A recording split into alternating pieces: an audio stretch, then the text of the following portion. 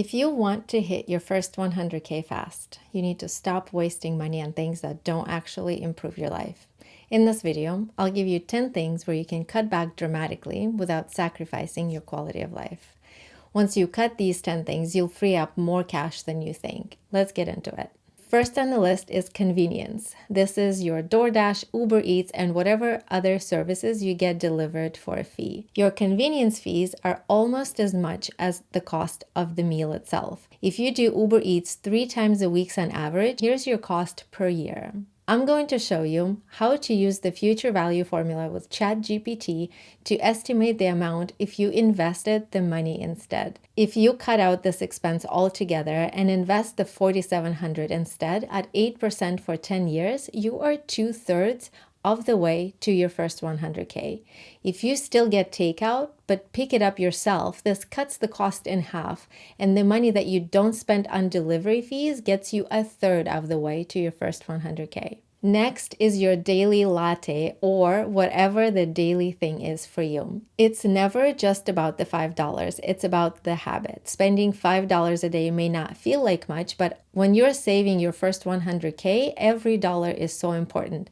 Just as you need to invest as much as you can, you need to be as intentional as you can about how you choose to spend what you don't invest. And here's the future value of your money if you stop buying a daily coffee and invest it instead for 10 years at 8%. The third area where you can easily save is by skipping brand name items when cheaper alternatives offer the same quality. Think about things that aren't meant to last more than a year or two, like workout clothing, home goods, or trendy clothes. Just because a product has a popular logo on it doesn't mean it performs any better than a no-name version. Instead, look for the features you really need to find a budget-friendly option that works just as well. Let's say you buy 10 workout clothing items per year at $80 per item. That's a budget of $800 a year. You can replace it with a similar item from a cheaper brand for $30 an item for a budget of $300 a year. And here's the future value of the $500 a year that you would invest instead. Just between the first 3 categories, that's 100K in 10 years without going extremely frugal. You are not sacrificing your quality of life or dramatically changing any of your habits. Next on the list is social media courses. In the digital content space, it's important to realize that there is nothing anyone can sell you that you can't learn through your own research or from free resources available online. Oftentimes, the desire to buy a course is rooted in consumerism and procrastination.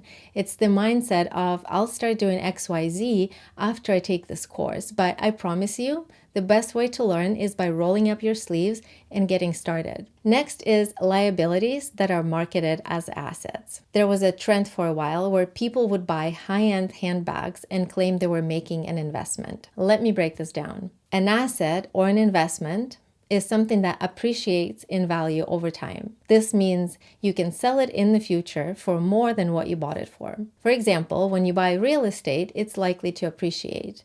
If you invest in the stock market, historically, it's been trending upwards at 8 to 10% rate. Or if you invest in your education and land a higher paying job as a result, that's an investment in your future. A liability is something that loses value over time. So when you buy a handbag, even a luxury one, over time it depreciates, so it's not an investment.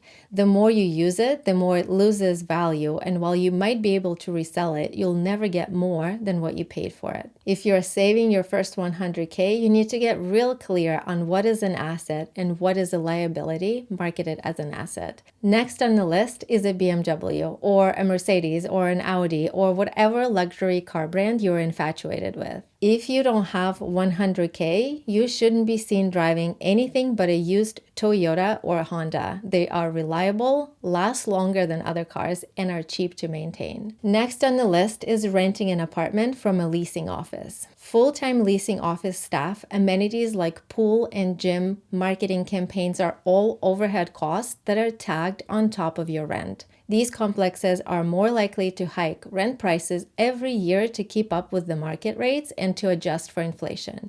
Instead, rent from a smaller landlord who has less overhead costs and may offer a more affordable rate. Next category is buying in bulk. Buying in bulk makes sense when you're stocking up on something you use consistently and can store easily. But bulk buying becomes a waste of money when you're purchasing perishable items that spoil before you can use them, stocking up on something just because it's on sale, buying something if you don't have space to store it, or spending more upfront than your budget allows. Second to last category is fancy gym membership.